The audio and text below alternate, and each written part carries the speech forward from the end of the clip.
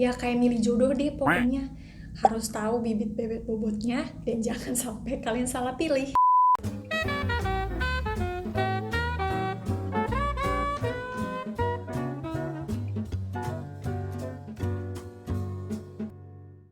Bonjour halo semuanya. Hari ini aku greeting kalian dari perpustakaan di kampus aku. Nah, mumpung hari ini aku lagi dapet space pribadi di perpus, jadi bisa sekalian ngobrol dan bikin video juga nih. So, hari ini aku akan menjawab salah satu pertanyaan yang banyak ditanyakan ke aku, yaitu gimana sih cara daftar kuliah di Perancis? Tahap-tahapnya, lalu berkas-berkas apa yang harus dipersiapkan, hingga nanti prosesnya seperti apa sih. Pertama-tama yang perlu diperhatikan adalah karena pengalaman aku adalah lanjut dari S1 ke S2 atau lanjut ke master, jadi kayaknya yang akan aku jelaskan di sini lebih kepada mendaftar untuk jenjang master. Tetapi setahu aku juga untuk jenjang S1, contohnya dari SMA ke S1, itu sebenarnya prosedurnya nggak jauh beda sih. Mungkin cuma waktu periode pendaftarannya aja yang berbeda. Selain itu juga aku akan lebih menjelaskan ke proses pendaftaran untuk kampus negeri atau kampus publik di Prancis. Jadi untuk kalian yang berminat kampus swasta, aku rasa prosedurnya berbeda. So langsung aja yuk, kita mulai ke poin yang pertama. Oke, jadi bagi kalian yang berminat untuk mendaftar studi di Perancis, sebenarnya ada dua cara, yaitu cara menggunakan agen swasta, seperti misalnya kalau nggak salah ada Euromanagement dan lain sebagainya, aku juga kurang paham, atau dengan cara mandiri, atau kalian sendiri yang mendaftar. So, kalau dengan agen swasta itu biasanya bayar, dan bayarnya itu cukup mahal ya. Jadi kalian bisa langsung aja ke website agen tertentu, dan pastikan harus trusted, jangan sampai kalian salah pilih dan jatuhnya malah kalian jangan sampailah ketipu dan lain sebagainya, karena banyak banget iming-iming agen yang ingin menawarkan beasiswa, menawarkan sekolah atau studi ke luar negeri dengan cara yang mudah, gampang, tapi ternyata ya banyak skandal dan kontroversi lah di balik itu semua. Jadi pastikan agen yang kalian pilih itu adalah agen yang terpercaya. Lalu selanjutnya cara yang kedua adalah mandiri. Seperti apa sih cara mandiri itu? Oke, pengalaman aku sendiri, aku menggunakan cara yang kedua atau mandiri. Jadi aku tidak menggunakan agen swasta, melainkan aku datang sendiri ke kedutaan besar Perancis di Indonesia, tepatnya di Jakarta. Di sana ada sebuah lembaga yang bernama Campus France. Itu semacam pelayanan untuk pelajar atau mahasiswa yang ingin melanjutkan studinya ke Perancis. Jadi Campus France ini semacam agen pelayanan yang dibawahi oleh kedutaan besar Perancis di Indonesia untuk membantu siswa-siswa yang ingin berangkat studi ke Perancis. Kalian bisa langsung ke websitenya, akan aku link di bawah ini. Proses pendaftaran ke kampus Prancis itu akan melalui agen kampus France ini yang ada di kedutaan tadi. Jadi kalian akan sering konsultasi dengan stafnya, tatap muka dengan stafnya untuk berbicara mengenai berkas-berkas yang diperlukan. Untuk pendaftarannya sendiri, setiap tahunnya itu ada periode khusus. Misalnya aja sepengetahuan aku untuk jenjang master, itu biasanya di setiap awal tahun, Januari sampai Februari, itu periode pendaftaran untuk kuliah di Perancis itu dibuka. Jadi untuk kalian yang berminat, sebelum periode tersebut, kalian udah harus siapin berkasnya, kalian udah harus rajin konsultasi dengan staf kampus France, dan juga banyak cari-cari informasi seputar kampus yang akan kalian pilih. Untuk jenjang S1 misalnya, atau jenjang licence, itu bisa kalian cari sendiri di websitenya kampus France. Oke, poin yang kedua, salah satu berkas yang perlu kalian pastikan kalian harus punya adalah paspor. Ya iyalah, jelas, kalian kan berminat studi di luar negeri. Tentu paspor ini adalah hal yang sangat penting. Jadi buat kalian yang belum punya paspor, ada baiknya kalian secepatnya urus segera. Poin yang ketiga, ketika nanti kalian konsultasi dengan staf kampus France, kalian akan diperkenalkan dengan yang namanya platform atau prosedur Etudes en France. Etudes en France itu merupakan website atau platform satu pintu yang nantinya akan kalian gunakan untuk mendaftar ke kampus negeri di Perancis. Prosedur Etudes en France ini memang diwajibkan dari pemerintah Perancis bagi mahasiswa-mahasiswa asing yang ingin lanjut studi ke Perancis. Website ini benar-benar sangat mempermudah kita mahasiswa asing untuk mendaftar studi di Perancis.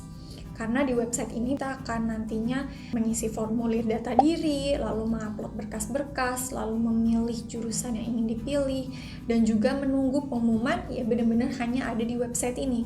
Jadi simple banget, gak harus bolak-balik kemana-mana, gak harus urus yang ribet-ribet, pokoknya hanya di platform satu pintu ini. Poin yang keempat, setelah kalian diperkenalkan dengan website Etudes en France, kalian juga akan diminta untuk segera menentukan pilihan kampus kalian yang ingin kalian tuju. Nah, ini nih yang agak tricky, takes time, dan benar-benar butuh kesabaran. Seingat aku, untuk jenjang master sendiri, kita diberikan kuota atau kesempatan untuk memilih 7-8 kampus. Di website Kampus France sendiri ada online katalog yang bisa kalian gunakan untuk membantu kalian menemukan kampus tujuan kalian. Contohnya ada di sini, akan aku link juga katalognya di bawah. Dengan katalog itu kalian bisa cari kata kunci. Contohnya kalian mau ambil jurusan hubungan internasional. Jadi kalian bisa masukkan kata kunci hubungan internasional, nanti akan keluar kampus-kampus mana yang menawarkan formasi hubungan internasional. Dari situlah kalian bisa mengetahui nih, kira-kira kampus mana yang bisa kalian pilih. Tetapi ingat loh ya, jurusan di Perancis itu sangat spesifik, apalagi master. Maksudnya spesifik gimana sih? Maksudnya adalah sangat khusus gitu jurusannya. Jadi misalnya jurusan di kampus A itu ada hubungan internasional, di kampus B juga ada, tetapi ternyata beda hubungan internasionalnya. Contohnya kalau yang di kampus A itu hubungan internasional yang lebih pendekatannya ke hukum. Lalu yang kampus B itu hubungan internasional yang pendekatan lebih kepada organisasi dan sebagainya. Jadi perlu kalian perhatikan benar-benar isi formasi yang ditawarkan setiap kampus. Karena bisa jadi nama formasinya sama, tetapi ternyata isi dari formasi tersebut berbeda. Dan memang jurusan di Prancis itu sangat-sangat khusus gitu. Contohnya aja jurusan aku.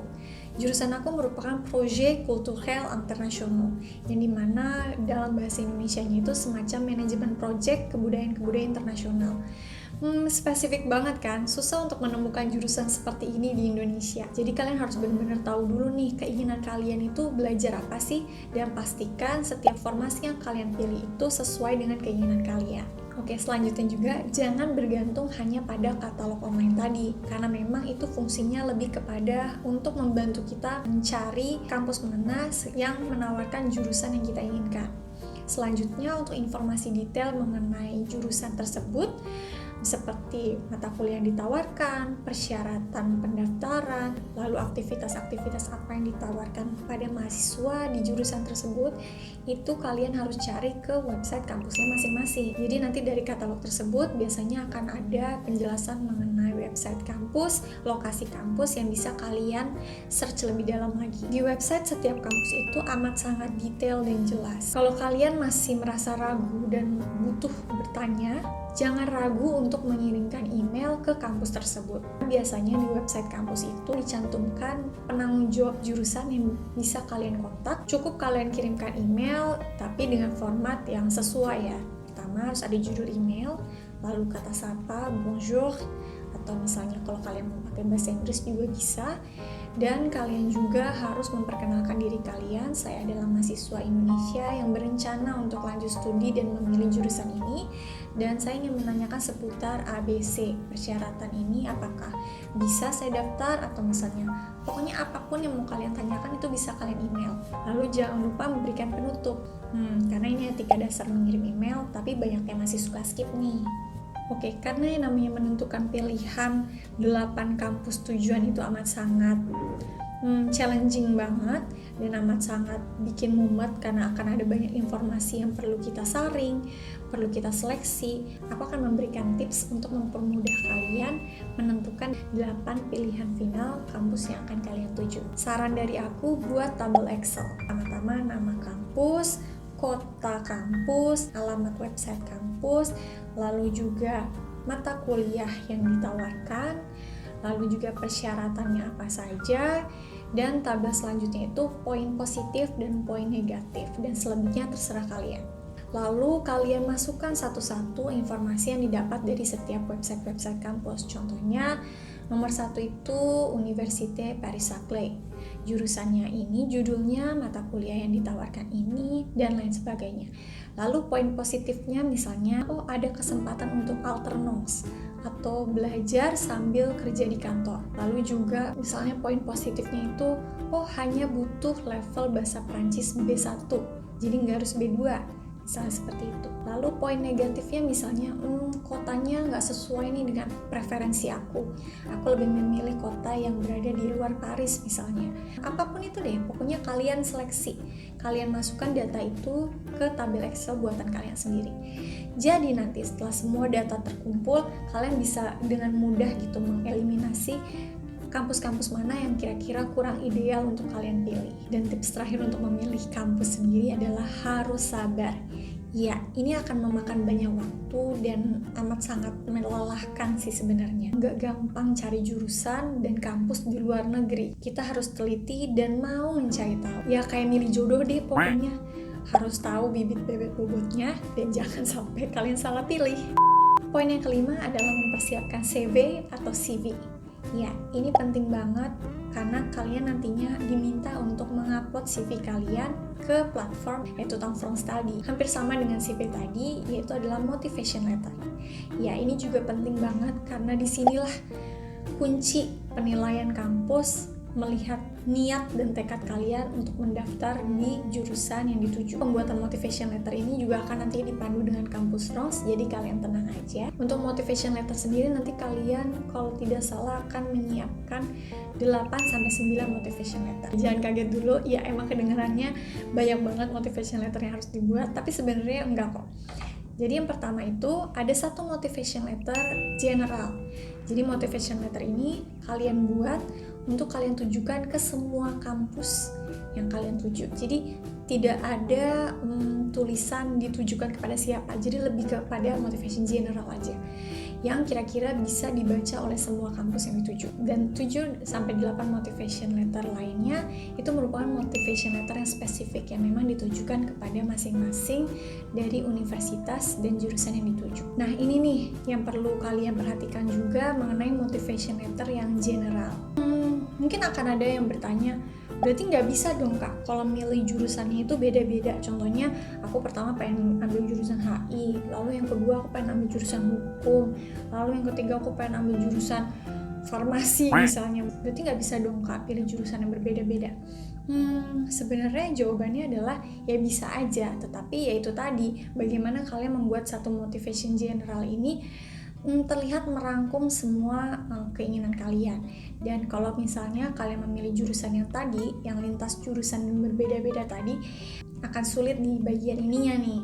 Tetapi sebaliknya, kalau kalian memilih jurusan yang kira-kira secara benang merah atau secara garis besar itu sama, contohnya misalnya aku ambil jurusan komunikasi budaya atau manajemen proyek kebudayaan, ada beberapa jurusan yang agak-agak sedikit berbeda tapi masih benang merahnya masih sama. Nah, ini akan mudah bagi aku untuk menuliskan motivation letter general ini. Jadi ini nih yang perlu kalian pikirkan lagi, apakah kira-kira kalian akan memilih dari 8 itu jurusannya sama semua kah, atau kalian memang mau memilih jurusan yang berbeda-beda. Saran aku mengenai CV dan motivation letter sendiri, banyak-banyak baca referensi di Google, banyak banget di internet membuat motivation letter yang baik dan benar.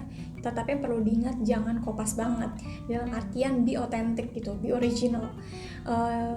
Buat motivation letter kalian sendiri yang menggambarkan benar-benar minat kalian. Kenapa sih harus memilih Perancis? Kenapa sih harus memilih jurusan ini, memilih kampus ini? Jadi terkesan motivation letter ini amat sangat personal gitu, menggambarkan diri kalian. Oke, selanjutnya yang perlu kalian persiapkan adalah transkrip nilai atau identitas diri kalian yang perlu kalian nantinya terjemahkan dengan penerjemah tersumpah. Tenang, nanti biasanya kampus France akan menawarkan penerjemah tersumpah yang bisa kalian pilih untuk menerjemahkan transkrip nilai kalian. Ya, perlu digarisbawahi juga nih bahwa seleksi untuk masuk ke kampus di Prancis itu tidak ada tes. Jadi kalian hanya menggunakan nilai rapot kalian atau transkrip nilai kampus kalian sebelumnya. Poin yang ke-8 adalah sertifikat DELF B2 atau B2. Jadi pastikan kalian memiliki itu. Beda ya sama sertifikat les. Jadi misalnya kalian pernah les di IV sampai level B2, tetapi kalian belum punya sertifikat DELF, nah itu nggak bisa dipakai. Pokoknya harus sertifikat DELF yang memang berlaku seumur hidup. Kalau ada yang bertanya, bisa nggak aku levelnya baru B1 nih, tetapi pengen daftar? Nah itu kembali lagi ke masing-masing persyarat kampus. Kalian harus perhatikan jelas, apakah jurusan ini kira-kira menerima minimal DELF B1, atau mungkin misalnya program bahasa Inggris. Jadi kalian memang nggak harus bisa bahasa Perancis. Nah itu kalian harus teliti dari situ. Jangan sampai kalian memilih jurusan yang persyaratannya sendiri kalian nggak bisa penuhi. Tahap yang terakhir adalah wawancara. Nah wawancaranya itu bukan dengan kampusnya, tetapi dengan pihak kampus France Indonesia sendiri. Nantinya kalian akan diwawancara, tetapi santai aja kok. Wawancaranya itu lebih kepada ingin menanyakan lebih detail seputar motivasi kalian, seputar pilihan kampus apa yang kalian inginkan, lalu mengapa kalian memilih Perancis. Oke, sebenarnya semua berkas-berkasnya tadi itu udah sih itu aja gitu. Jadi memang nantinya setelah semua berkas kalian siap, akan diupload di platform EEF tadi, Etudes en France tadi gitu. Nantinya di platform ini kalian bisa akses menggunakan biasa password dan email kalian, dan kalian bisa tunggu deh pengumuman kira-kira kampus mana aja nih yang menerima kalian dari 8 tadi. Dan itu bentuknya kayak notifikasi gitu. Jadi nanti ada tabel dan kalian akan bisa lihat, oh aku keterima nih di kampus ini, oh aku ditolak nih di kampus ini. Ya memang nanti pengumumannya itu kurang lebih periodenya itu sekitar bulan Mei sampai Juni. Jadi nggak terlalu lama kok dari batas akhir pendaftaran sampai pengumuman nanti, kurang lebih cuma jeda sebulan. Nah nanti misalnya dari 8 kampus kalian keterima 5 misalnya, ya tetap aja kalian akan milih satu final jurusan kampus yang kalian pilih. Jadi bukan berarti kalian keterima 5 kalian masuk juga ke 5 kampus tersebut, ya enggak, kalian tetap harus pilih satu. Setelah kalian udah mengetahui kalian diterima di mana dan kalian memilih satu jurusan terakhir atau satu kampus terakhir, itu nanti kalian akan mendapatkan bukti penerimaan atau acceptance letter. Nah dari bukti penerimaan inilah kalian baru akan bisa apply beasiswa dan juga apply visa. Nah kedua informasi ini akan aku jelaskan lebih detail lagi di video selanjutnya, jadi stay tune ya.